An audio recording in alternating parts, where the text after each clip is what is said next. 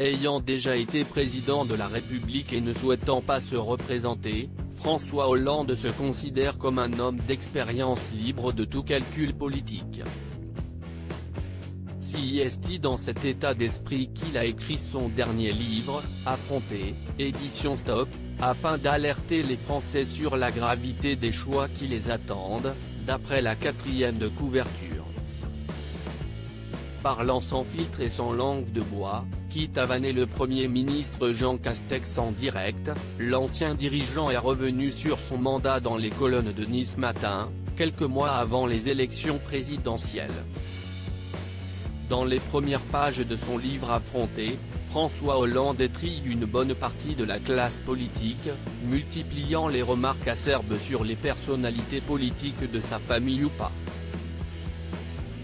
Cependant, il tire aussi les leçons de son expérience en tant que leader de la France.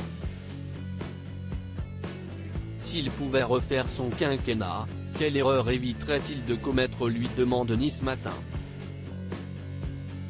L'ex-président répond, le débat sur la déchéance de nationalité, après les attentats du 13 novembre 2015, était une erreur. Cette mesure n'a pas été comprise. Dès lors, je l'ai retirée. C'est effectivement ce qu'il a fait en 2016. Les journalistes du Monde Gérard Davet et Fabrice Lhomme avaient écrit à propos de cette polémique que François Hollande s'était clairement piégé lui-même avec la déchéance de nationalité, un bug qu'il faut attribuer à l'attentat du Bataclan, en partie, qu'il a profondément heurté, remué.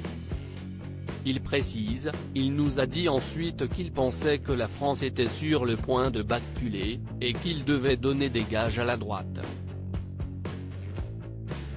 Dans son interview à Nice Matin, François Hollande assume d'avoir pu être impopulaire, sinon, mieux vaut ne pas vouloir gouverner. Cependant, le compagnon de Julie Gaillet regrette par ailleurs les intrusions dans son intimité, avec le scandale de sa relation avec l'actrice et productrice en 2014, même s'il reconnaît que l'exposition de la vie privée est une évolution irrémédiable de la fonction.